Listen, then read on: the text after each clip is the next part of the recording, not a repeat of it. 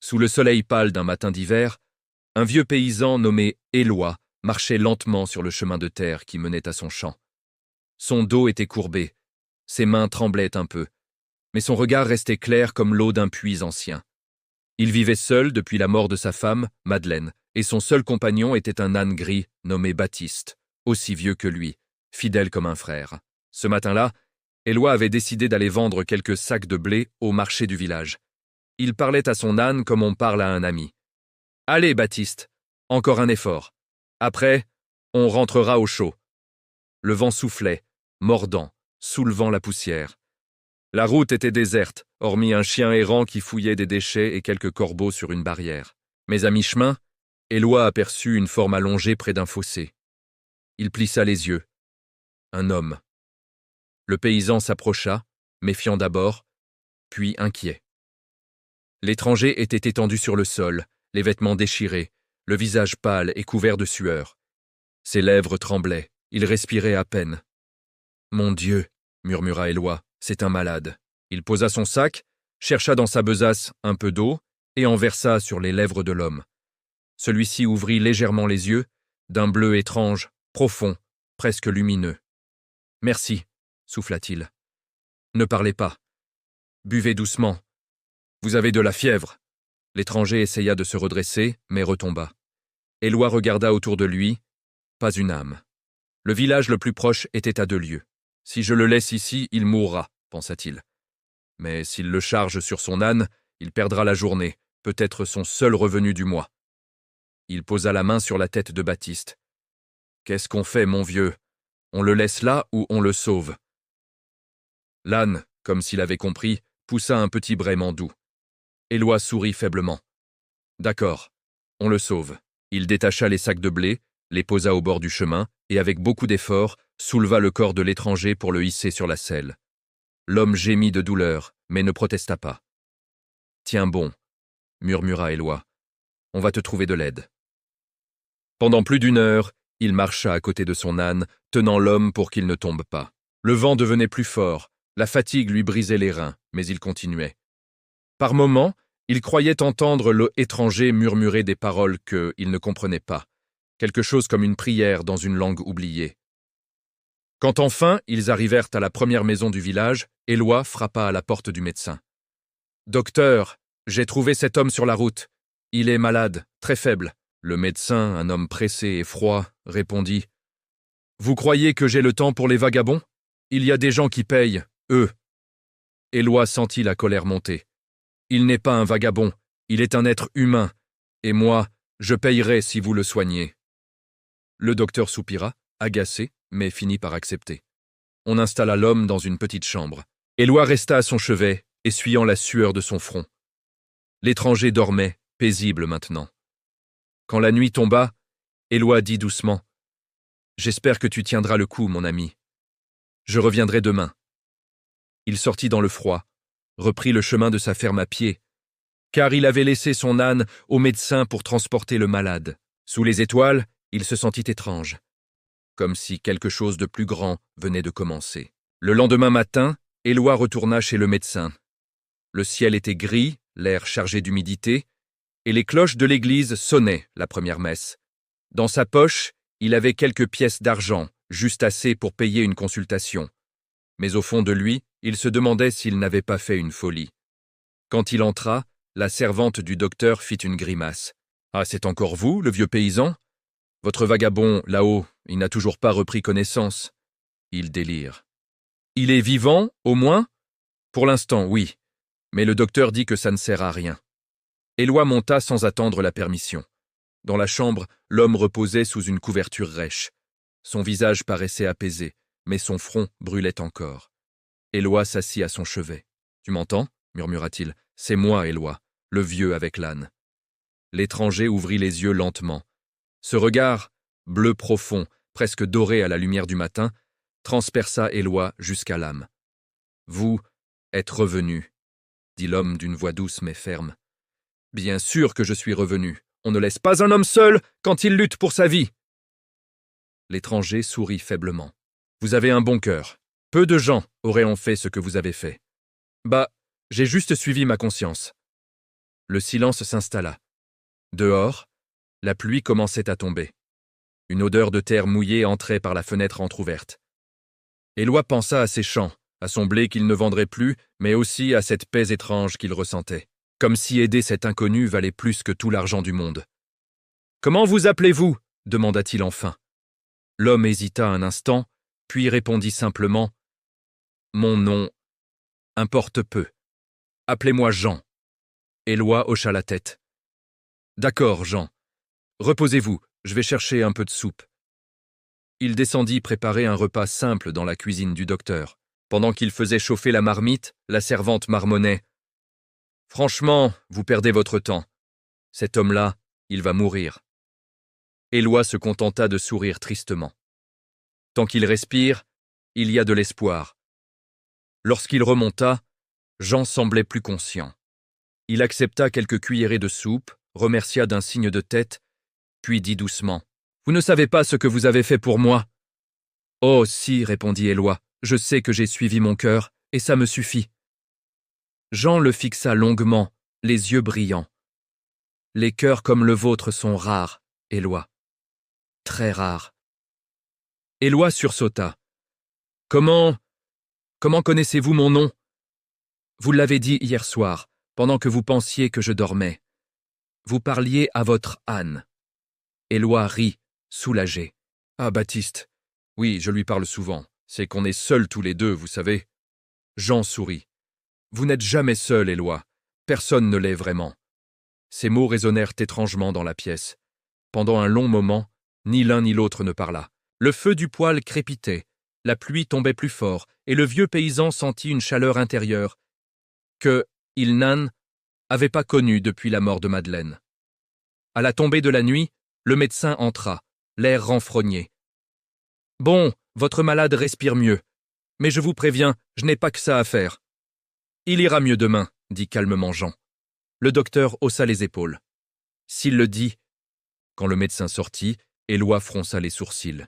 « Vous êtes bien sûr de vous pour un homme fiévreux. » Jean se contenta de répondre. « La fièvre passe quand la foi revient. » Le lendemain, à l'aube, Éloi fut réveillé par la servante. « Votre ami, il est parti. »« Parti ? Oui, disparu. Plus de traces dans la chambre. La fenêtre est ouverte. » Éloi courut jusqu'à l'étable. Son âne aussi n'était plus là. Il sentit son cœur se serrer. « Baptiste. Mon vieux Baptiste. » Il regarda la route, trempée de pluie, et vit au loin deux silhouettes, le homme et le âne, marchant lentement vers la colline. Il voulut courir, crier, mais une voix intérieure lui dit « Laisse-le aller !» Éloi tomba à genoux, le souffle court. « Seigneur, qu'est-ce que cela signifie ?» Une lumière douce traversa les nuages, baignant le chemin d'un éclat doré. Éloi sentit alors une paix profonde envahir son cœur. Il comprit sans comprendre. Cet homme n'était pas un simple étranger.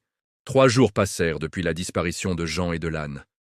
Le village, plongé dans sa routine, avait presque oublié l'incident. Mais pas Éloi. Chaque matin, il se levait avant l'aube, ouvrait la porte de sa vieille grange et appelait doucement. « Baptiste, reviens, mon ami. » Personne ne répondait, sauf le vent qui sifflait entre les planches. L'absence de son âne le déchirait, plus qu'il n'aurait cru. Ce n'était pas seulement un animal, c'était la mémoire vivante de toute une vie de travail et de fidélité. Pourtant, ce matin-là, quelque chose d'étrange flotta dans l'air. Une odeur inhabituelle, comme un parfum de fleurs au milieu de l'hiver. Éloi fronça les sourcils, chercha la source, puis entendit un bruit derrière la grange. Un souffle, un pas léger, un froissement d'ailes qu'il ne comprit pas tout de suite. Il ouvrit la porte lentement et resta figé. Baptiste était là. Son pelage gris semblait plus clair, presque argenté, et sur son front brillait une petite cicatrice en forme de croix. L'âne le regardait calmement, sans bouger, comme s'il attendait quelque chose. « Baptiste, mon vieux compagnon, tu es revenu. » Éloi s'approcha, posa la main sur sa tête. L'animal paraissait différent, plus fort, plus paisible. Mais ce qui le troubla le plus, ce fut la petite sacoche accrochée à sa selle, la même que portait l'étranger. Tremblant, il l'ouvrit. À l'intérieur, il trouva 3 objets. Un petit pain encore tiède, sans explication possible. Une pièce d'or, ancienne, gravée d'un agneau, et de la lettre J. Un morceau de parchemin plié soigneusement. Éloi déroula le papier. Il y lut, d'une écriture douce et régulière, « Celui qui donne sans attendre reçoit plus qu'il ne perd. Ton pain nourrira, ta foi guérira, et ton âne portera la lumière. » Il sentit ses yeux se remplir de larmes. Était-ce un rêve, une folie de vieux homme? Il n'en savait rien, mais quelque chose vibrait en lui. Un mélange d'amour, de crainte et de joie. Le pain sentait le blé chaud, la pièce brillait d'une lueur surnaturelle, et les mots du message semblaient vivants. Il tomba à genoux sur la terre froide. « Seigneur, ai-je rencontré un ange ?» Ou bien, il n'osa pas finir sa phrase. Ce jour-là, Éloi ne partit pas au marché. Il décida de distribuer le pain trouvé dans la sacoche. Il coupa le petit pain en parts égales et alla voir les voisins. La veuve Marianne, les enfants de Paul le forgeron et un mendiant qui dormait près de l'église. Étrangement, le pain ne diminuait jamais. Chaque morceau qu'il donnait semblait se reconstituer entre ses mains. Les enfants riaient, les gens pleuraient, et même le curé du village, homme sceptique, ne sut que dire. « C'est impossible, Éloi. Tu partages le même pain depuis l'aube. »« Oui, mon père, et il reste encore. » Le prêtre toucha le pain, sentit la chaleur, le goût du blé pur. Ses yeux se remplirent d'humidité. C'est un signe. Le soir, épuisé mais heureux, Éloi retourna chez lui. Il posa la pièce d'or sur la table. Elle brillait faiblement à la lumière de la lampe. Il la contempla longuement, puis murmura « Si tu es vraiment qui je crois, alors merci. Pas pour le pain, pas pour l'or, mais pour m'avoir rappelé ce que c'est qu'aimer. » Cette nuit-là, il rêva. Il se vit marchant dans un champ infini, baigné de lumière. Au loin, Jean se tenait près d'un puits, vêtu d'une tunique blanche. « Tu as bien fait, Éloi, » dit-il d'une voix qui résonnait comme une chanson. « Le monde a besoin d'hommes simples pour rappeler la grandeur du don. » Éloi voulut s'approcher, mais Jean leva la main. « Pas encore. Continue de semer le bien, même là où la terre semble stérile. La moisson viendra. » Quand Éloi se réveilla, le soleil inondait la pièce. Le pain avait disparu, mais la pièce d'or brillait toujours. Sur la table, là où il l'avait posée, une croix lumineuse s'était dessinée dans le bois. Il comprit alors que son geste avait été vu, entendu et béni. Les jours suivants, le petit village d'Ardelles bruissait d'une rumeur étrange.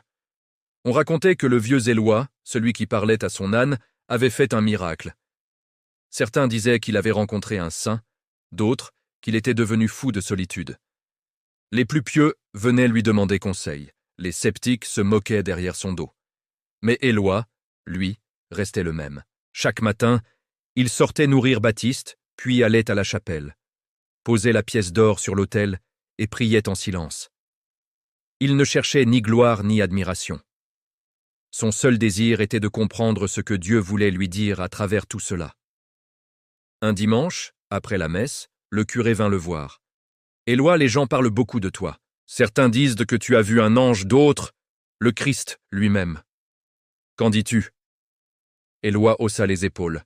« Mon père, je ne sais pas qui j'ai rencontré. Tout ce que je sais, c'est qu'il avait faim, froid, et qu'il souffrait. Et j'ai fait ce que tout homme devrait faire. » Le curé sourit doucement. « Parfois, c'est dans la simplicité que Dieu se cache. » Cette phrase resta gravée dans l'esprit du vieil homme.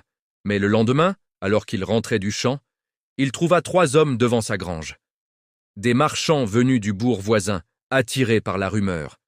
L'un d'eux, gras et arrogant, s'exclama « Alors c'est toi, le vieux, qui fait pousser le pain sans fin? Montre-nous ton secret !»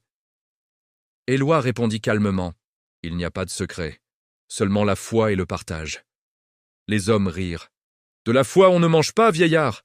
Donne-nous la pièce d'or, on saura bien la faire parler. » Ils s'approchèrent, menaçants. Baptiste, l'âne, se plaça entre eux et son maître, oreille droite, yeux brillants d'un éclat presque humain. L'air sembla vibrer autour de lui. Les hommes reculèrent, effrayés, sans comprendre pourquoi. « Sorcellerie !» cria l'un d'eux avant de fuir. Le soir, Éloi s'agenouilla dans sa grange. « Seigneur, pourquoi les hommes craignent-ils ce qu'ils ne comprennent pas ?» Une voix intérieure lui répondit, douce comme le vent. parce que la foi est un miroir. Ceux qui refusent d'y voir leur visage s'enfuient. À partir de ce jour-là, Éloi décida d'aider plus encore.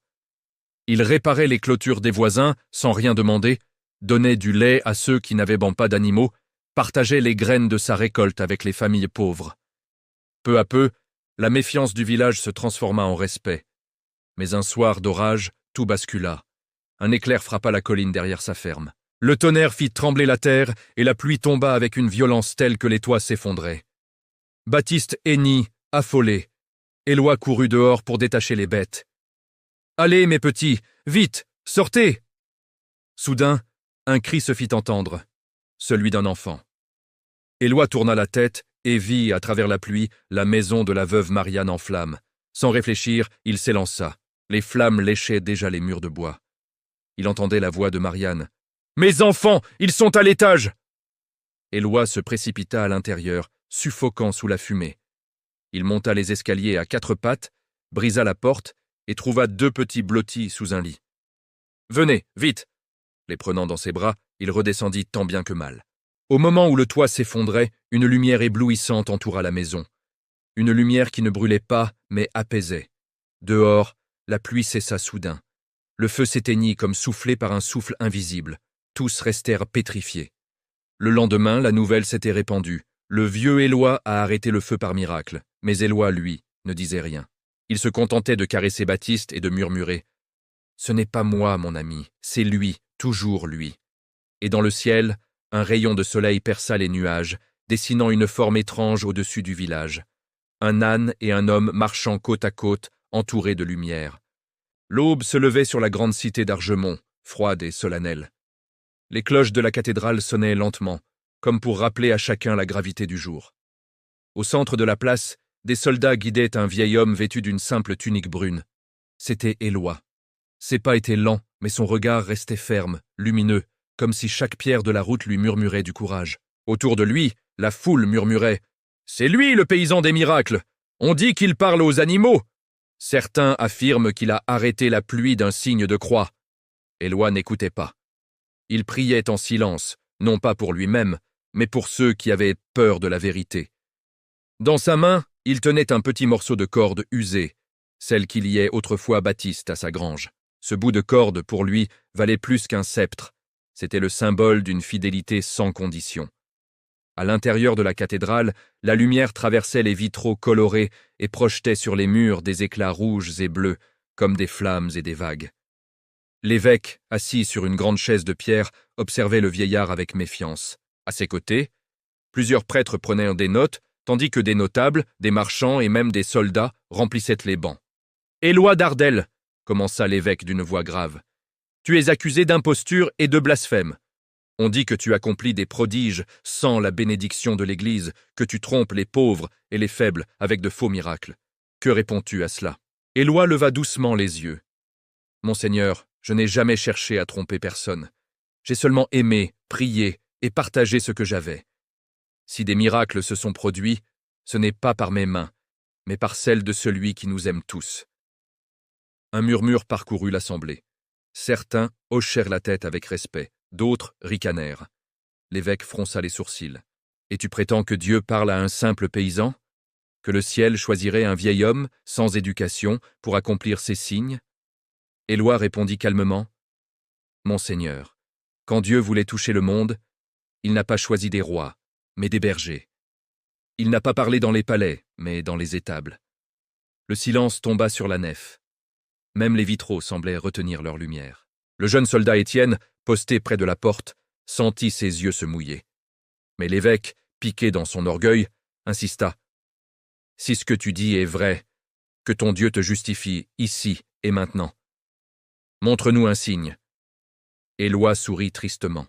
« La foi qui demande des preuves n'est déjà plus la foi, monseigneur. » Cette phrase, dite avec douceur, eut l'effet d'un coup de tonnerre. Les prêtres échangèrent des regards nerveux. L'évêque, furieux, se leva. « Assez! Cet homme se moque de Dieu !» Un murmure d'indignation monta de la foule, mais une voix claire s'éleva à l'arrière. « Laissez-le parler !» Tous se retournèrent. C'était un jeune garçon, vêtu pauvrement, tenant dans ses bras un petit oiseau blessé. Il s'avança timidement. Cet homme a sauvé ma mère quand elle était malade. Et il a soigné cet oiseau que je croyais mort. Regardez !» Il ouvrit ses mains, et l'oiseau s'envola soudain, battant des ailes dans la lumière des vitraux. L'assemblée retint son souffle. Même l'évêque resta pétrifié. Éloi, lui, se contenta de murmurer. « Ce n'est pas moi, c'est la vie qui refuse de mourir. » Une émotion traversa la cathédrale.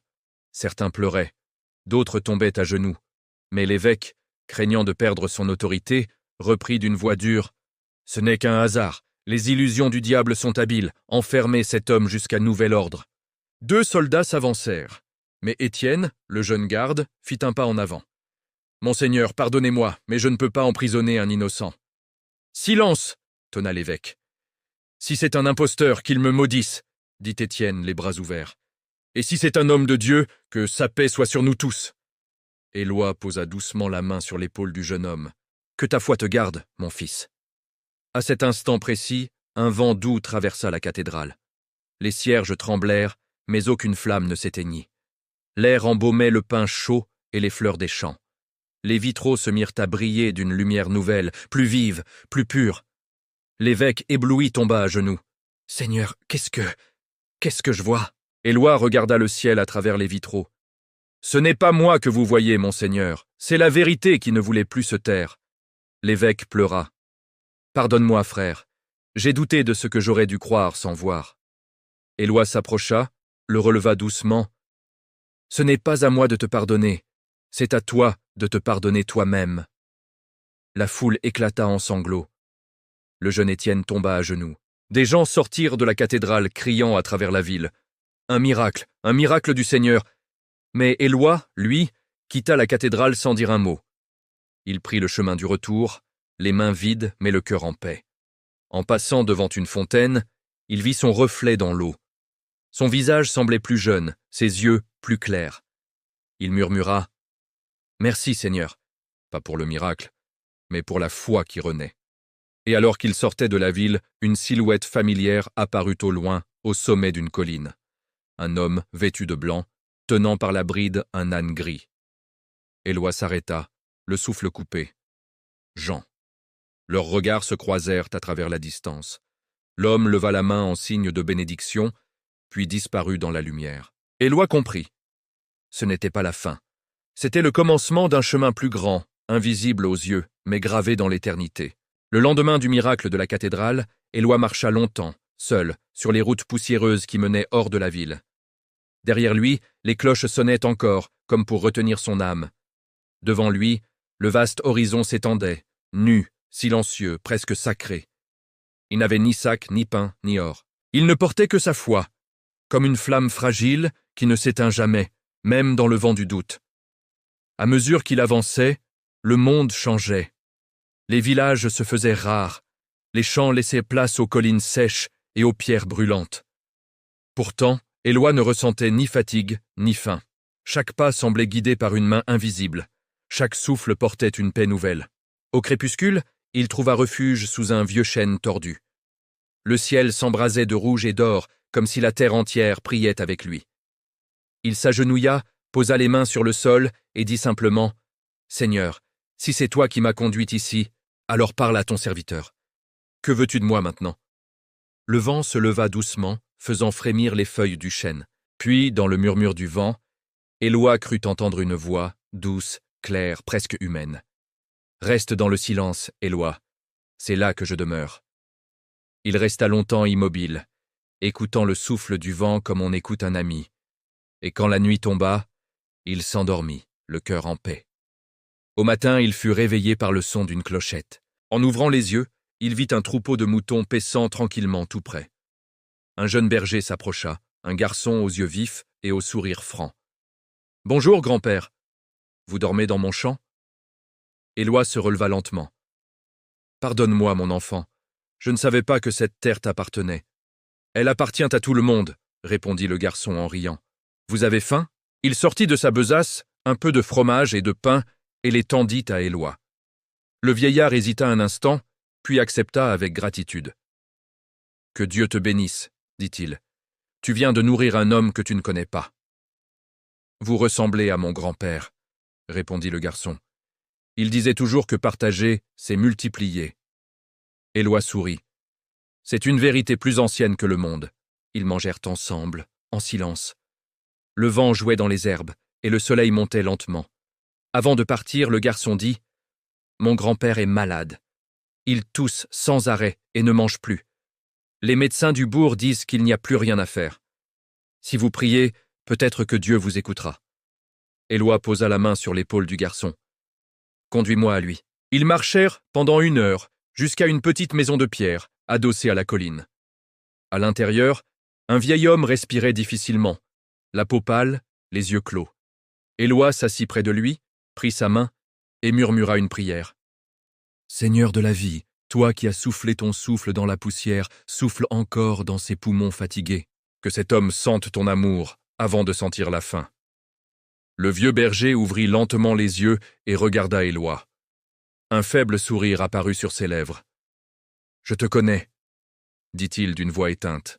« Non, mon frère, nous ne nous sommes jamais vus. »« Si, » répondit le mourant, « je t'ai vu, en rêve.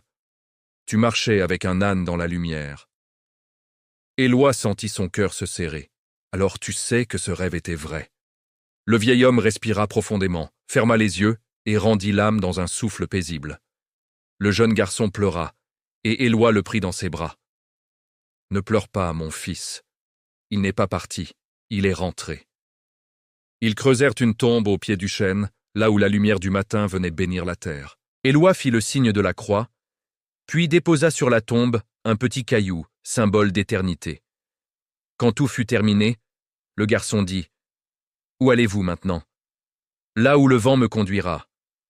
Alors je prierai pour que le vent soit doux avec vous. » Éloi reprit la route, le cœur apaisé.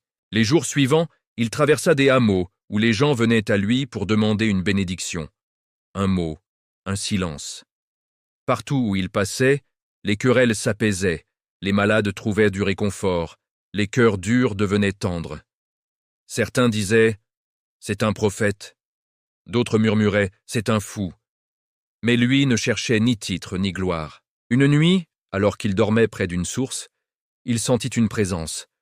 En ouvrant les yeux, il aperçut la silhouette de Jean, debout, les mains jointes. « Tu es revenu », murmura Éloi. Jean sourit. « Je ne suis jamais parti. » Ils restèrent un long moment sans parler. Le murmure de la source semblait chanter pour eux. Puis Jean dit « Il lui a fait ce que peu d'hommes osent faire.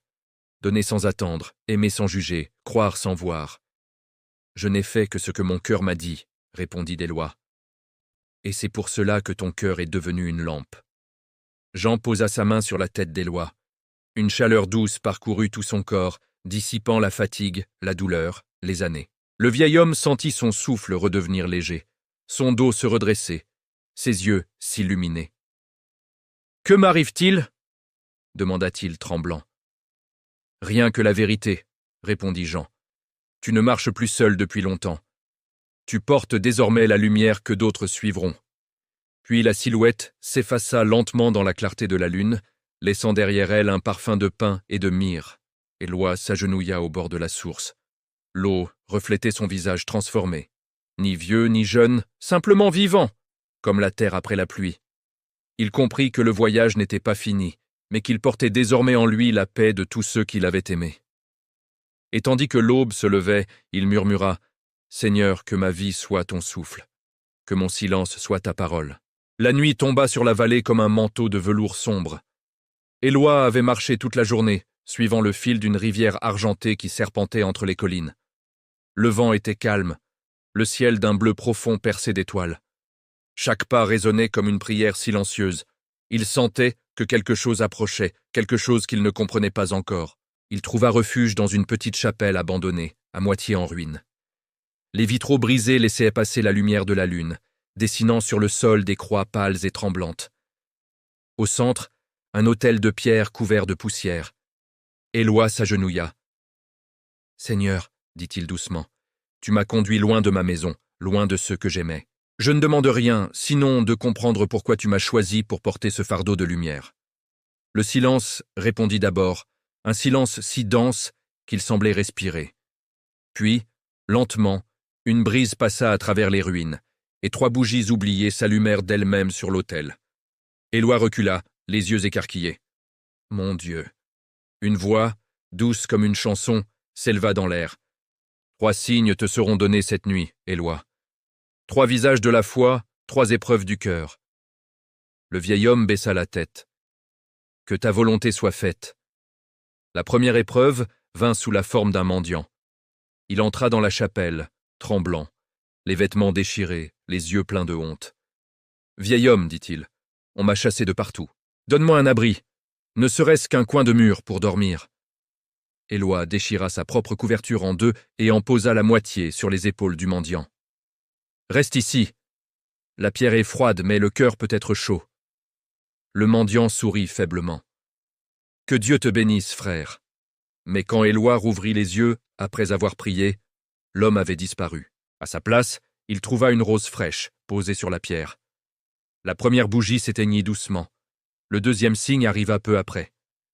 Une jeune femme entra, portant dans ses bras un enfant fiévreux. Ses yeux étaient pleins de détresse. « Aidez-moi » cria-t-elle. « Mon fils va mourir !» Éloi posa sa main sur le front de l'enfant. La chaleur était brûlante, la respiration haletante. Il pria en silence, les yeux fermés. Un souffle d'air doux passa dans la chapelle, et la fièvre tomba. L'enfant ouvrit les yeux et sourit. La mère, en pleurs, tomba à genoux. « Qui êtes-vous? Un saint ?»« Non, » répondit Éloi, « juste un homme qui croit que la tendresse est la main de Dieu. » Quand elle quitta la chapelle, la deuxième bougie s'éteignit. Restait la troisième. Le vent se leva soudain, violent, soulevant la poussière et les feuilles mortes. Les murs tremblaient, le toit gémissait. Au milieu de la tempête, une ombre se dressa devant lui, grande, sombre, indéfinissable. « Qui es-tu » demanda Éloi, le cœur battant. « Je suis ton doute, » répondit la voix. « Je suis la peur qui t'habite encore. Tu crois avoir la foi, mais si ton Dieu se taisait pour toujours, continuerais-tu à l'aimer ?» Le vieil homme sentit le froid l'envahir. La voix se fit plus proche. « Tu dis que tu donnes sans attendre, mais si le ciel ne te répond plus, que donneras-tu » Éloi tomba à genoux, tremblant. Même dans le silence, je croirais. Même dans l'absence, j'aimerais. Même dans la nuit, je marcherai. L'ombre recula, rugit, puis disparut dans un souffle de lumière.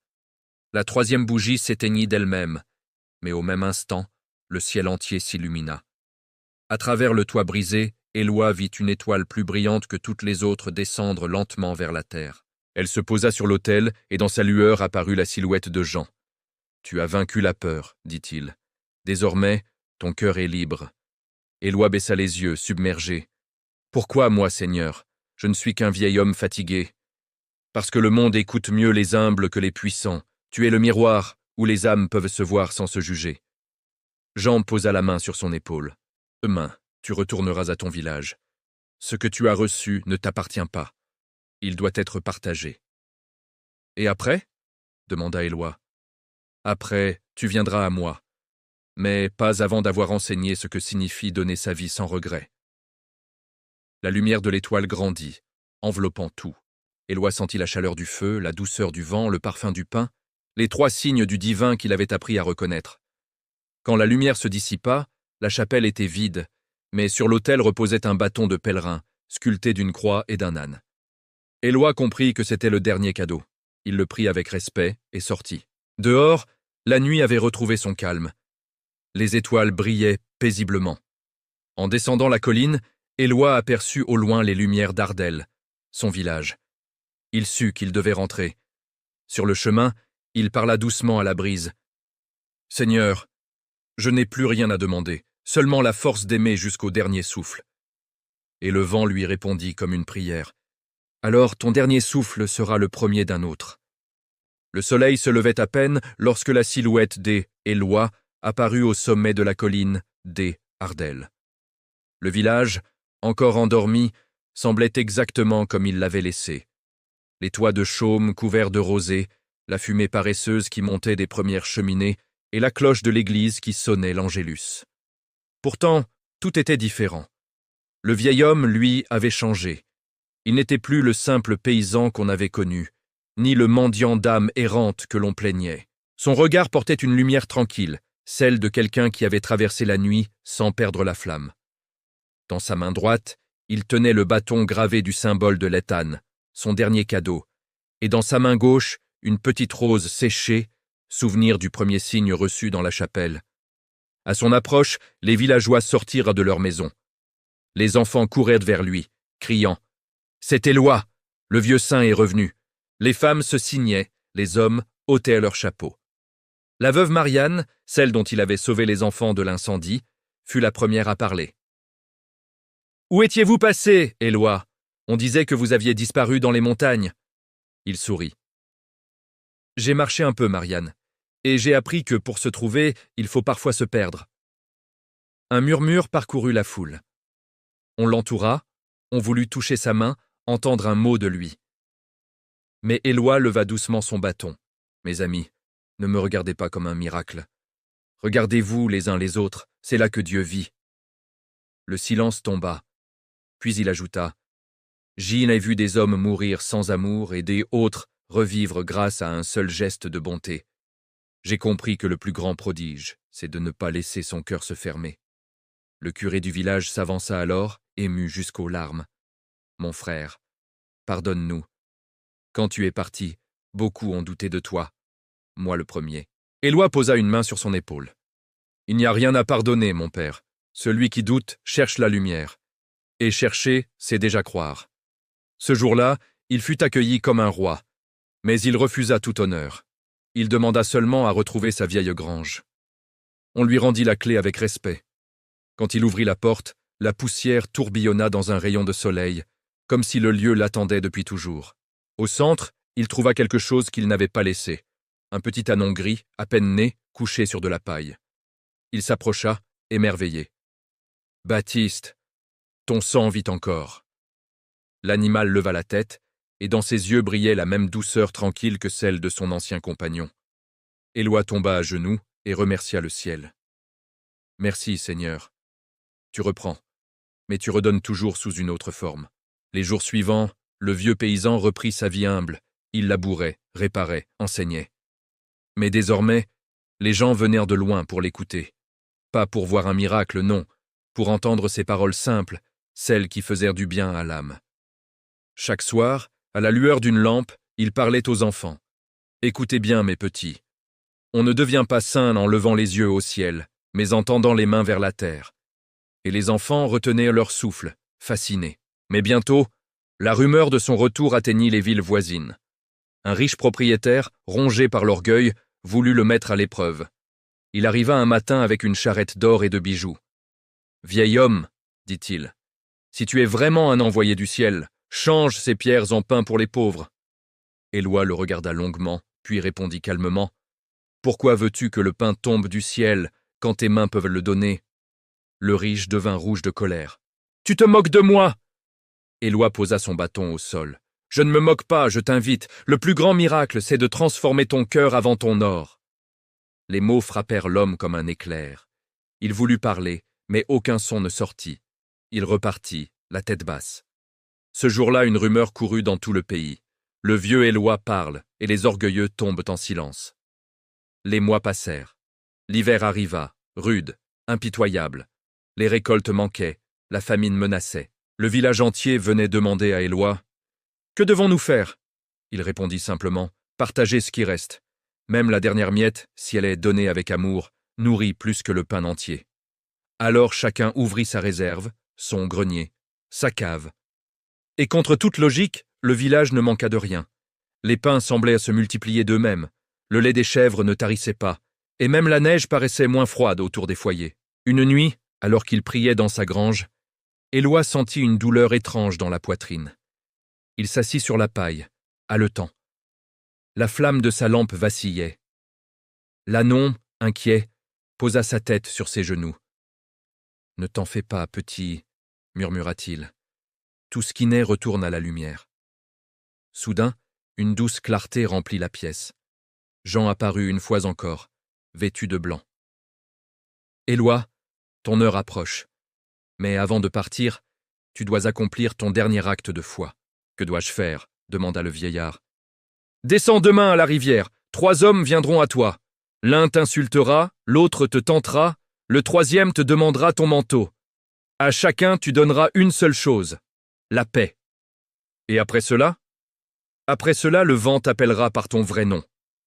Puis la lumière disparut. Le lendemain, Éloi obéit. Il descendit à la rivière, le cœur paisible malgré le froid. Et comme annoncé, 3 hommes vinrent. Le premier, furieux, cria « C'est toi le faux prophète. Tu as trompé les gens avec tes belles paroles. » Éloi répondit « Si mes paroles t'ont blessé, que ma prière te guérisse. » L'homme voulut le frapper, mais sa main resta suspendue, paralysée. Pris de peur, il s'enfuit sans un mot. Le second homme, vêtu d'un manteau rouge, s'approcha en souriant. « Vieil homme, tu pourrais devenir riche. Tes mots valent de l'or. Viens avec moi à la ville. On te construira un temple. Tu seras honoré. » Éloi secoua la tête. « La gloire est un feu qui brûle ceux qui la nourrissent. Je préfère le silence du ciel. » L'homme le regarda avec mépris et disparut dans la brume. Enfin vint le troisième, pauvre et tremblant. « J'ai froid, dit-il. Donne-moi ton manteau, je gèle. » Éloi retira aussitôt le sien et le posa sur ses épaules. « Prends-le, et que la chaleur te rappelle que Dieu ne t'a jamais quitté. » Le pauvre leva les yeux, et Éloi reconnut le visage de Jean. « Tu as compris, dit-il. Le don est complet. Ce que tu as semé dans la foi, tu le récolteras dans la lumière. » Alors le vent se leva doucement, jouant dans les arbres. Éloi sentit sa respiration se calmer, son corps s'alléger. Le monde autour de lui devenait flou, mais son cœur battait encore, fort, joyeux. « Seigneur, murmura-t-il, si c'est maintenant, je viens. » Il leva les yeux vers le ciel. Entre les nuages, une forme apparut, un homme et un âne marchant ensemble vers un horizon doré. Une paix infinie envahit la vallée. Quand les villageois le trouvèrent au bord de la rivière, Éloi souriait. Son bâton reposait près de lui, et sur sa poitrine, la rose séchée s'était rouverte, fraîche, éclatante. Ce jour-là, nul ne pleura. Tous savaient qu'il n'était pas mort, mais rentré chez celui qui l'avait servi sans peur. Et dans le vent, certains jurèrent avoir entendu une voix murmurer « Aime sans compter, et tu vivras sans fin. » Le lendemain de la mort d'Éloi, le village d'Ardelles s'éveilla dans un silence étrange, doux, irréel. Le soleil semblait plus clair, le vent plus léger. Même les oiseaux chantaient autrement. Ceux qui s'étaient levés tôt pour aller au champ s'arrêtèrent en chemin, frappés par une paix inexplicable. Au centre de la place, la cloche de l'église se mit à sonner sans que personne ne la touche. 3 coups, espacés, puis un long silence. Les villageois se rassemblèrent instinctivement. Marianne, la veuve, arrivait la première, suivie des enfants qu'Éloi aimait tant. Tous savaient, avant même qu'on le dise, qu'il était parti. Mais ce départ n'était pas comme les autres. Aucune larme, aucune plainte. Seulement un profond recueillement, comme si chacun portait en lui une flamme invisible. Le curé entra dans la vieille grange où le corps d'Éloi reposait. Le vieillard avait les mains croisées sur la poitrine, un sourire sur les lèvres, et autour de lui flottait un parfum de pin chaud et de fleurs sauvages. Sur sa poitrine, la rose qu'il portait s'était ouverte, rouge et vivante, bien que nul vase d'eau ne l'alimentât. « Seigneur, » murmura le prêtre, « que ta volonté soit bénie. » À ses pieds, l'ânon gris, le dernier compagnon d'Éloi, se tenait immobile comme en prière. Il ne bougeait pas, ne mangeait pas, ne gémissait pas, mais dans son regard, il y avait une tendresse infinie. Le prêtre ferma les yeux du défunt et sortit. « Il est parti, » dit-il simplement. Les gens du village restèrent là, à la porte de la grange, sans oser entrer. Puis un petit garçon, celui de la veuve Marianne, s'avança. « Il nous a appris à prier sans mots, » dit-il. « Peut-être faut-il continuer ?» Alors, sans accord préalable, sans cloche ni psautier, tous s'agenouillèrent sur le sol. Hommes, femmes, enfants. Et le vent se leva doucement, traversant les toits, les champs, les arbres, comme une respiration vivante. On appela ce vent le souffle d'Éloi. Pendant plusieurs jours, il souffla sur Ardelles. Les semences prirent plus vite, les bêtes malades guérissaient, et une paix inconnue s'installa. Même ceux qui s'étaient moqués de lui autrefois vinrent déposer une pierre près de la grange, en signe de respect. En quelques semaines, le lieu devint un sanctuaire. Mais Éloi n'avait jamais voulu de temple. Alors, le curé prit une décision. Nous ne ferons pas une église, nous ferons un champ pour les pauvres, pour qu'ils trouvent ici la terre et la dignité. Les villageois approuvèrent. Ils labourèrent la terre autour de la grange, plantèrent des oliviers, du blé, des vignes. Chaque arbre portait le nom d'un villageois que la bonté d'Éloi avait touché. On l'appela le champ du silence. Chaque printemps, on y venait prier, non pas pour demander, mais pour remercier. Et il se disait que ceux qui entraient dans ce champ en colère en ressortaient apaisés, que les malades y retrouvèrent la force, et que les enfants y riaient sans raison. Un jour, un homme venu de la grande ville arriva à Ardelles. Il portait un manteau élégant et une plume d'écrivain à son chapeau. Il disait vouloir écrire l'histoire du prophète silencieux. On raconte qu'il a accompli des miracles, dit-il au curé. Est-ce vrai? Le prêtre répondit calmement. Non, il n'a jamais accompli de miracle. Il a seulement aimé assez pour que les miracles se fassent autour de lui. L'écrivain fronça les sourcils. Et que voulez-vous dire au monde en racontant son histoire? Que Dieu n'habite pas dans les éclairs ni dans les palais, mais dans la main qui console, dans la bouche qui pardonne, dans l'œil qui comprend. L'écrivain resta longtemps au champ du silence. Il écoutait le vent, regardait les oliviers, notait chaque mot, chaque silence. Puis, il écrivit « J'ai vu un village devenir un cœur, et ce cœur battre pour un seul homme qui n'a jamais cherché à être grand. » Ce livre, intitulé Le souffle d'Éloi, se répandit dans tout le pays. Les gens venèrent de loin pour voir où le vent parlait encore. Des pèlerins déposèrent des morceaux de pain sur la tombe du vieil homme, en disant « Ce pain est pour celui qui nous a appris à le partager. » Mais plus le nom d'Éloi se répandait, plus certains voulaient en faire un saint officiel. Des prêtres vinrent enquêter, des nobles offrirent de l'argent pour construire un monument. Le curé s'y opposa. « Laissez le vent libre, si vous enfermez la foi dans la pierre, elle cesse de respirer. » Un soir, alors que le soleil se couchait derrière les collines, un vieillard aveugle s'assit près de la tombe d'Éloi. Il resta là toute la nuit, priant. Au matin, il se leva et s'écria « Je vois !» Son cri traversa le village, tous accoururent. Le prêtre demanda « Que s'est-il passé ?» J'ai prié comme Éloi priait, sans mots, avec mon cœur. Et la lumière est revenue. Ce fut le premier des nouveaux miracles. D'autres suivirent. Une femme stérile eut un enfant, un soldat revint de la guerre sans haine, un voleur restitua tout ce qu'il avait pris. Aucun tonnerre, aucune apparition, juste des cœurs qui changeaient. Le vent soufflait toujours, doux et chaud, comme une main invisible. Les gens disaient qu'il passait surtout là où la peine était grande. Des années plus tard, un jeune homme revint au village. Il tenait un petit âne par la bride. On le reconnut aussitôt. Étienne, le soldat qui avait défendu Éloi devant l'évêque. Ses cheveux avaient blanchi, mais ses yeux brillaient du même feu. « Je viens terminer son œuvre, » dit-il. Il s'installa dans la grange, y fit une petite école. On y apprenait à lire, à écrire, mais surtout à écouter, le vent, les autres, soi-même. Les enfants l'appelaient « Maître Étienne du vent ». Parfois, la nuit, on disait qu'on voyait une lumière douce dans la grange, et certains juraient entendre deux voix, celle d'Éloi et celle d'un autre, plus jeune, qui riait doucement. Un siècle passa. Le village prospéra. Les descendants d'Ardelles racontaient encore les histoires du vieux paysan et de son âne. Mais ce qui restait, plus que tout, c'était le vent. On l'entendait dans les branches, sur les toits, dans les cœurs fatigués. Chaque fois qu'il soufflait, on murmurait « Le souffle d'Éloi est encore là ». Et dans un vieux cahier conservé dans la chapelle, on pouvait lire cette phrase écrite d'une main tremblante. « Un homme n'est pas grand parce qu'il possède, mais parce qu'il donne quand il n'a plus rien. » 100 ans après la mort d'Éloi, le monde avait changé, mais le vent soufflait encore. On disait qu'il traversait les montagnes, les mers et les villes, portant avec lui quelque chose d'invisible. Un souffle de paix, de mémoire et d'amour. Dans une grande cité au bord du fleuve, là où les clochers avaient été remplacés par des tours d'acier, vivait une jeune femme nommée Clara Mendel. Elle était médecin dans un hôpital bruyant, entourée de machines et d'écrans. Mais souvent, au fond d'elle, elle sentait un vide qu'aucune science ne comblait. Un soir d'hiver, après une journée d'urgence sans fin, elle s'arrêta sur le pont qui dominait la ville. Le vent soufflait fort, glacial, et pourtant, il y avait dans ce vent une douceur étrange, un parfum de blé chaud et de terre mouillée.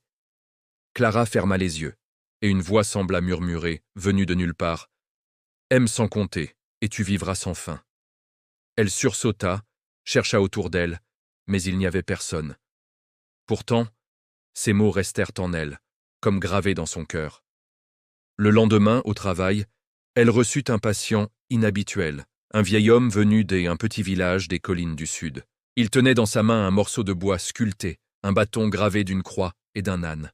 « Vous êtes blessé » demanda Clara. « Non, » répondit-il en souriant. « Je viens pour autre chose, pour transmettre. » Elle fronça les sourcils.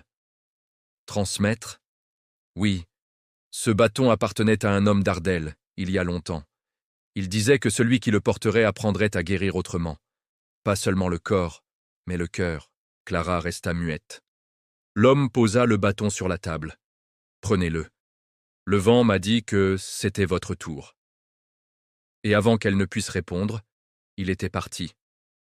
Les jours suivants, elle ne cessait de penser à ce vieillard. Elle examina le bâton. Sur le bois, une phrase en ancien français, à moitié effacée.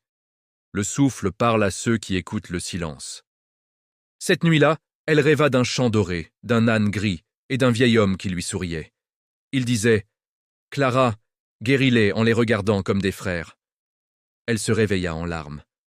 À partir de ce jour, Clara changea sa manière de soigner. Elle commença à parler à ses patients autrement, à les écouter vraiment. À un vieil homme seul, elle tenait la main. À une mère fatiguée, elle offrait un silence plein de chaleur. Elle découvrit que parfois, un mot doux guérissait plus vite qu'un médicament. Ses collègues la trouvaient étrange. « Tu passes trop de temps avec eux, Clara. Le service a besoin d'efficacité, pas d'émotion. » Elle répondait calmement. « L'efficacité sans amour, c'est la mécanique du vide. » Un jour, un enfant gravement malade entra dans son service. Les médecins disaient qu'il ne passerait pas la nuit. Clara resta à son chevet, lui raconta des histoires, lui chanta doucement une vieille mélodie qu'elle ne savait même pas connaître. Le garçon s'endormit, et le lendemain, contre toute attente, il respirait mieux. « Que lui avez-vous donné » demanda un collègue. « Juste la paix. » L'histoire fit le tour de l'hôpital. Certains riaient, d'autres réfléchissaient. Mais Clara savait que quelque chose d'invisible avait recommencé à circuler.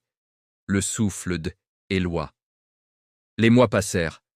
Un matin, en lisant un vieux journal médical, elle tomba sur un article parlant d'un lieu ancien, le champ du silence, à Ardelles. On y décrivait un phénomène étrange. Le vent y portait un son harmonieux, semblable à une respiration. Clara sentit son cœur s'accélérer. Elle prit un congé, monta dans un train, puis dans un bus, puis marcha à pied jusqu'au village. Le chemin serpentait entre les collines, bordées d'oliviers et de coquelicots. Quand elle arriva, le vent soufflait doucement. Le champ s'étendait devant elle, doré, calme. Au centre, une vieille grange restaurée. Elle entra. Sur la pierre, une plaque disait « Ici vécut Éloi, serviteur du silence et du vent. Que celui qui entre dépose son fardeau. » Clara s'agenouilla. « Éloi, je ne sais pas qui tu étais, mais ton souffle est encore ici. » Elle posa le bâton sur le sol. Le vent entra par la porte, fit danser la poussière, et une lumière douce illumina la grange. La rose d'Éloi, toujours fraîche après un siècle, s'ouvrit à nouveau sur l'autel. Clara sentit une chaleur monter dans sa poitrine. Une voix intérieure murmura « Ce que tu donnes, tu ne le perds jamais. Le monde a besoin d'un souffle nouveau. Sois-le. » Elle sortit de la grange transformée. À son retour en ville, elle fonda une petite clinique appelée la Maison du Vent. On y soignait gratuitement ceux que les autres hôpitaux refusaient, les pauvres, les sans-abri, les oubliés. Mais il n'y avait pas que des médicaments. Il y avait de la musique, du pain chaud, du silence et du rire.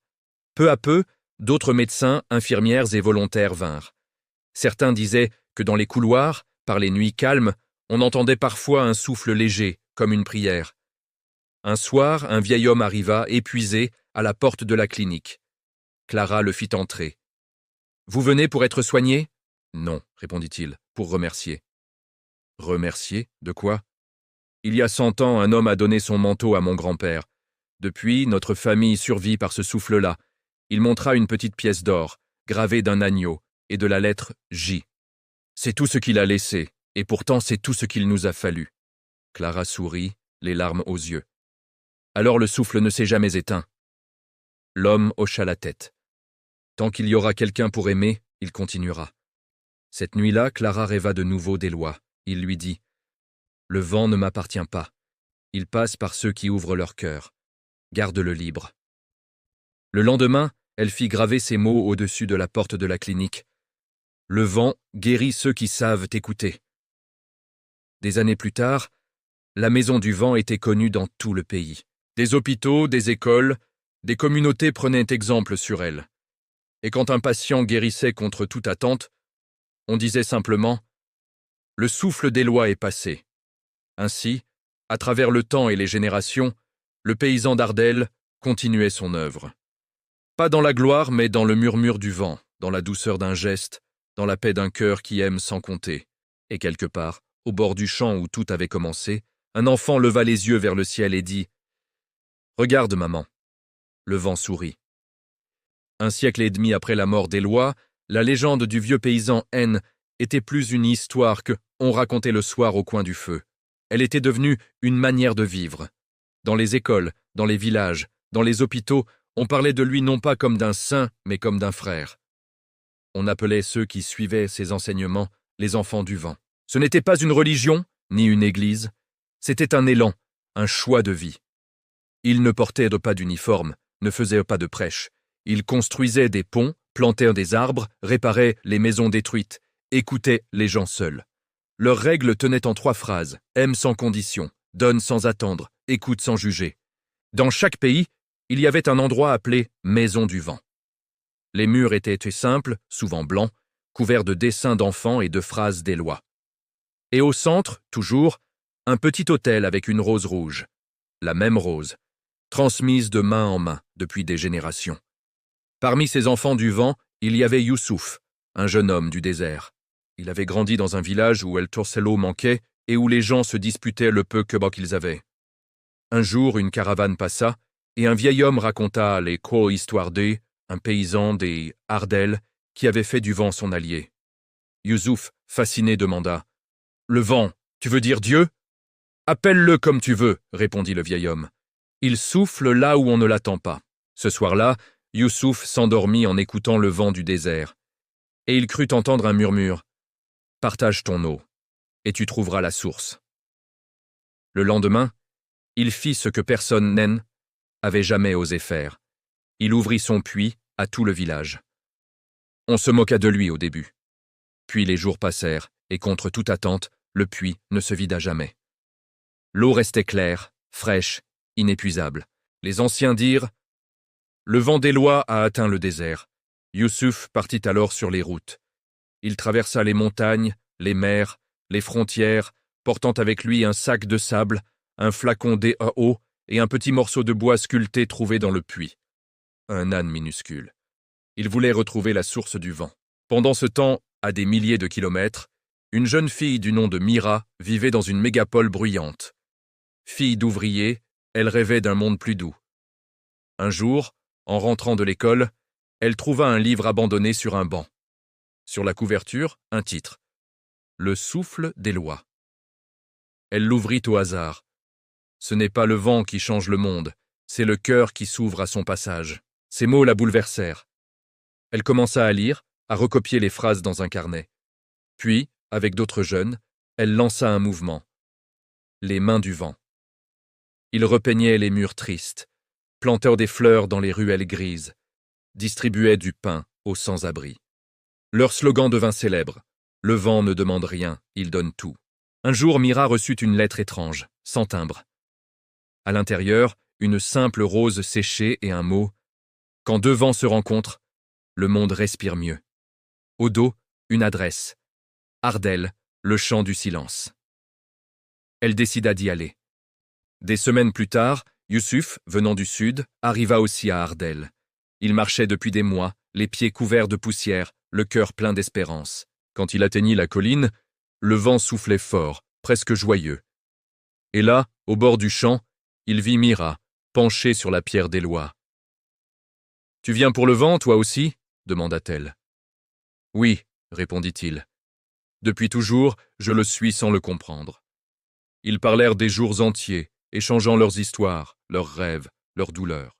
Ils comprirent qu'ils étaient advenus pour la même chose, redonner au monde la douceur des Éloi. Alors, ensemble, ils prirent une décision. Ils écrivirent une lettre adressée à ceux qui écoutent encore. On la publia sur les réseaux, dans les journaux, dans les écoles. Elle disait « Le monde s'étouffe de bruit. Il a oublié le silence du cœur. Reprenons le souffle d'Éloi. Pas sa légende, mais son geste. Chaque fois que tu pardonnes, tu fais lever le vent. Chaque fois que tu partages, tu ressuscites la terre. Chaque fois que tu écoutes, tu rends Dieu visible. » La lettre fit le tour du monde. On la traduisit en 50 langues. Des enfants la lisaient à haute voix dans les classes. Des hôpitaux la gravaient sur leurs murs. Des prisonniers la récitaient avant de dormir. Et partout, les gens disaient « Le vent d'Ardel souffle encore ». Youssouf et Mira restèrent au champ du silence. Ils n'étaient ni prêtres, ni prophètes. Ils cultivaient le jardin, accueillaient les voyageurs, enseignaient aux enfants à écouter le vent. Le soir, ils allumaient une lampe à huile, et les pèlerins venaient raconter leurs histoires. Un vieil homme dit un jour « J'y ai marché 1000 kilomètres pour comprendre que ce que je cherchais n'était pas ailleurs. Il était dans le souffle de ma propre respiration. » Mira répondit doucement. « Alors tu as trouvé Éloi ?» Un enfant demanda. « Et lui, où est-il maintenant ?» Youssouf sourit. « Partout où quelqu'un aime sans condition. » Ce soir-là, une tempête se leva. Les gens eurent peur, mais Youssouf sortit dans la pluie, leva les bras et cria « Souffle, Éloi, souffle sur nous !» Et le vent, au lieu de détruire, fit éclater les nuages. Une lumière descendit sur le champ, pareille à celle d'autrefois. Quand tout se calma, la rose sur la tombe d'Éloi brillait d'une lueur douce. Mira tomba à genoux. « Il est venu !»« Non !» dit Youssouf en souriant. « Il n'était jamais parti. Depuis ce jour, chaque année, au début du printemps, des milliers de personnes se rassemblent à Ardel. Pas pour prier, mais pour écouter. On ferme les téléphones, on éteint les lumières, et pendant 1 heure, personne ne parle. Seul le vent chante. Et toujours, à la fin, un enfant se lève pour dire « Je l'ai entendu ». 200 ans après la mort d'Éloi, le monde avait de nouveau changé. Les machines avaient envahi les villes, les écrans illuminaient les nuits, et les hommes semblaient parler plus qu'ils n'écoutaient. Pourtant, même au milieu du bruit et de la confusion, certains disaient sentir par moments un souffle venu d'ailleurs. Une brise chaude, presque vivante, qui apaisait les cœurs les plus inquiets. On ne savait plus très bien d'où venait cette légende un paysan et de son âne. Certains pensaient que c'était un conte, d'autres y voyaient une parabole. Mais à Ardel, le chant du silence existait encore, et chaque printemps, le vent y dansait comme s'il se souvenait. Ce matin-là, Noé, un jeune garçon de 15 ans, se tenait au bord du champ. Il avait grandi dans la ville voisine, parmi les klaxons et les immeubles. Ses parents, fatigués de tout, l'avaient envoyé à Ardel pour qu'il respire un peu. Noé trouvait ça ridicule. Respirer ? Comme si ça changeait quoi que ce soit. Mais ce jour-là, le vent lui frôla la joue. Un vent chaud, doux, qui portait une odeur de blé et de pain. Il sursauta.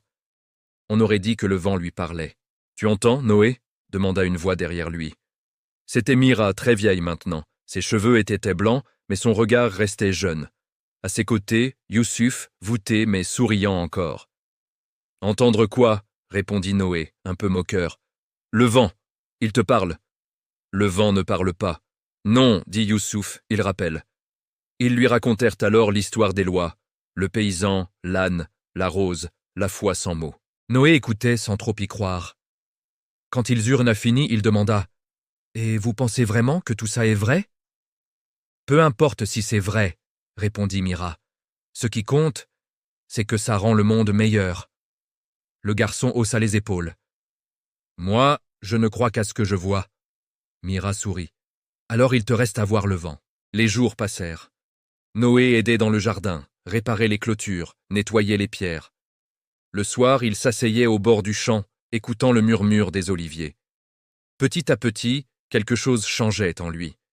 Il ne savait pas quoi, mais il sentait moins de colère, moins de vide. Une nuit, incapable de dormir, il sortit. Le vent soufflait fort, et dans sa lueur de lune, il crut apercevoir, au loin, une silhouette marchant dans le champ. Un homme penché, accompagné d'un âne. Il cligna des yeux, la vision disparut.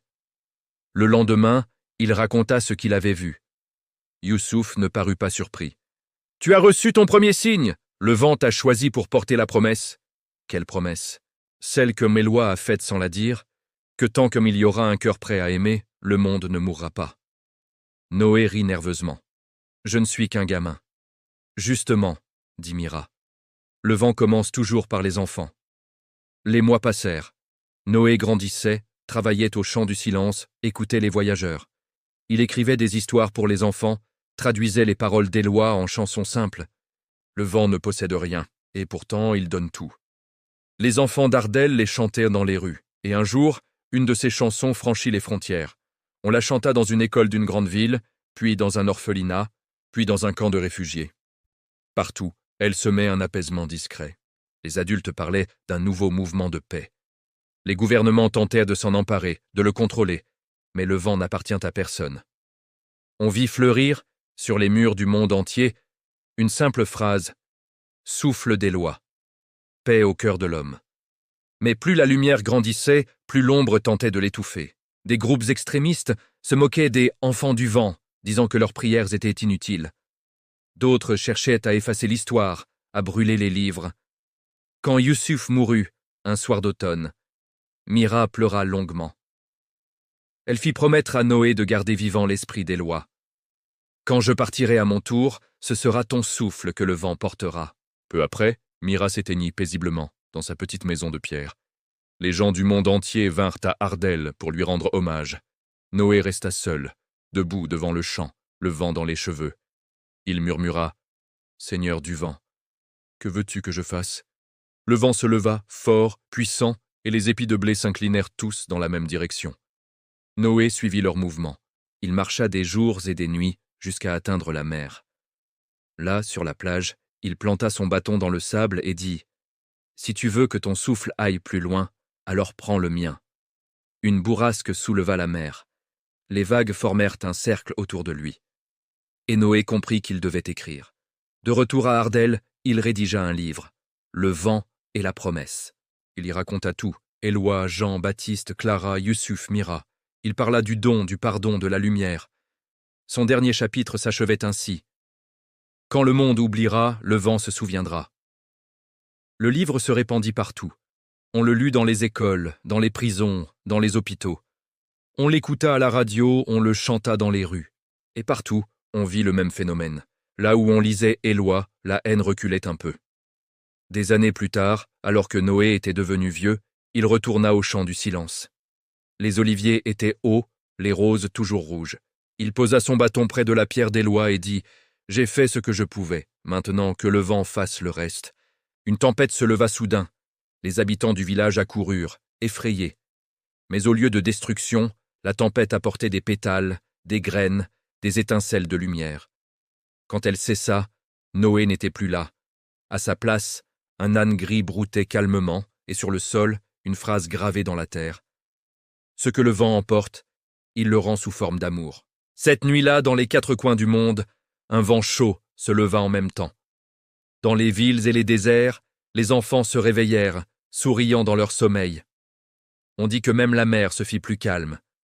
À Ardel, la rose d'Éloi, pourtant si vieille, se couvrit de nouvelles fleurs.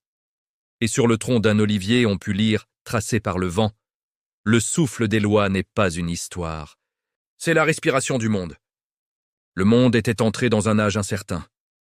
Les hommes parlaient à travers des écrans, construisaient des cités de verre, voyageaient parmi les étoiles, mais beaucoup avaient oublié le goût du silence. Les machines avaient remplacé les saisons, les prières s'étaient perdues dans le bruit. Pourtant, au fond du temps, quelque chose persistait. Une respiration. Un battement léger, venu d'un passé que nul ne savait nommer. Dans une petite école perdue au sommet d'une montagne, une institutrice du nom de Léonie aimait raconter à ses élèves l'histoire d'un vieux paysan et de son âne. Les enfants riaient au début, mais finissaient toujours par écouter, fascinés. « Et qu'est-il devenu ce paysan » demanda un jour une petite fille. Léonie sourit. « Il est devenu le vent. » Les enfants éclatèrent de rire. « Le vent, ce n'est pas possible !»« Peut-être, dit-elle. Mais si tu respires très fort, peut-être entendras-tu son cœur battre dans l'air. » Ce soir-là, après la classe, Léonie resta seule. Elle ouvrit un vieux livre trouvé autrefois dans une brocante, Le vent et la promesse. Sur la dernière page, une phrase manuscrite disait « Quand le monde aura oublié le ciel, le vent le lui rappellera. » Elle posa le livre sur le rebord de la fenêtre. Dehors, le vent se leva. Pas un vent froid, non. Un vent doux, chaud, vibrant. Il entra dans la salle, fit danser les papiers, éteignit les lampes, et Léonie sentit une présence. Une silhouette floue, faite de lumière et de poussière. « Qui êtes-vous » murmura-t-elle. « Je suis celui qu'on appelle depuis toujours. » Éloi ?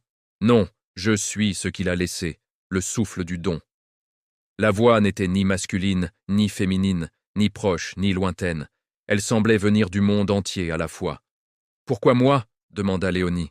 « Parce que tu enseignes aux enfants à écouter. » La lumière se rapprocha, effleurant son visage comme une caresse. « Le monde s'étouffe, » dit la voix. Il a besoin de respirer à nouveau. Rappelle-leur ce qu'Éloi savait. Qu'aimer, c'est laisser passer la lumière à travers soi. Puis la lumière s'éteignit doucement. Le vent retomba.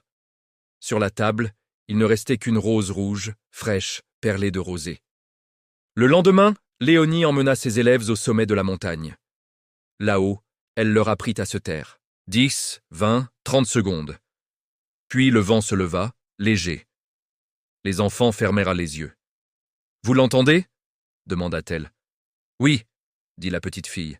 « Il nous parle. » Et c'est ainsi que, sans le vouloir, elle réveilla le souffle endormi. En quelques mois, le monde entier entendit parler de ces enfants du vent. Dans chaque école, on commença à consacrer 1 heure par semaine au silence. Les rues s'apaisaient, les gens respiraient à nouveau. On redécouvrit le goût du pain chaud, des arbres, du rire.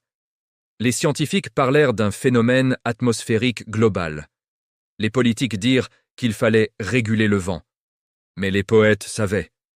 Ils écrivirent « C'est le dernier souffle d'Éloi qui parcourt la terre », non pour punir, mais pour rappeler. Pendant 1 an, un vent doux souffla partout, sans jamais s'arrêter. Il traversait les continents, les océans, les murs. Là où il passait, les guerres cessaient, les malades souriaient, les ennemis se prenèrent la main. Et un matin, il s'éleva plus fort que jamais. Les nuages formèrent au ciel une image immense, celle d'Ea, un homme marchant aux côtés d'un âne. Les peuples s'arrêtèrent, les machines se turent et un silence sacré enveloppa la planète. Puis une voix, douce et ferme, résonna dans chaque cœur. « Je ne suis pas venu changer le monde, j'ai seulement rappelé que le monde peut s'aimer. » Ce jour-là, on dit que le temps lui-même ralentit. Les rivières cessèrent de couler pendant 1 minute, les oiseaux suspendirent leur vol. Même la mer sembla écouter. Et puis, lentement, le vent retomba. La vision s'effaça, laissant le monde neuf, apaisé. Les années suivantes furent appelées l'ère du souffle. Les peuples reconstruisirent sans violence, partagèrent les ressources, replantèrent les forêts. Les enfants grandissaient en apprenant à écouter avant de parler. Mais surtout, dans chaque maison, on laissait une fenêtre entr'ouverte. On disait « C'est pour laisser passer Éloi ». Léonie vieillit doucement, entourée de ses anciens élèves. Chaque soir, elle montait au sommet de la montagne, fermait les yeux et murmurait « Merci, vieux paysan, le monde respire encore ». Un soir d'été, alors que le soleil disparaissait derrière l'horizon, elle sentit une main invisible effleurer la sienne. Une voix familière chuchota. « Tu as bien gardé le vent. Maintenant, repose-toi. » Léonie sourit. « Je ne suis qu'une feuille, mais j'ai entendu ton souffle. » Elle s'endormit, paisible. Et quand le matin se leva, les enfants trouvèrent à sa place une rose ouverte, posée sur le banc de pierre. Depuis ce jour, à chaque printemps, le vent d'Ardelles souffle avec un parfum de pin et de fleurs. Il traverse les montagnes, les mers et les villes, et partout où il passe, quelqu'un relève la tête, respire profondément et se sent vivant. On ne voit plus l'âne ni le vieil homme. Mais parfois, au coucher du soleil, ceux qui ont encore un cœur d'enfant disent qu'ils les aperçoivent au loin, marchant ensemble vers l'horizon doré. Et le vent, passant sur leur visage, murmure doucement. Le don ne meurt jamais. Ce que tu donnes devient éternel, ce que tu gardes se perd. Aime, et tu seras libre. Pardonne, et tu seras lumière. Respire, et tu entendras Dieu. Si cette histoire t'a touché, partage-la avec un cœur ouvert. Laisse un souffle des amours autour de toi. Est ainsi que le vent des. Éloi continue. Aime, commente, partage, et n'oublie jamais de respirer.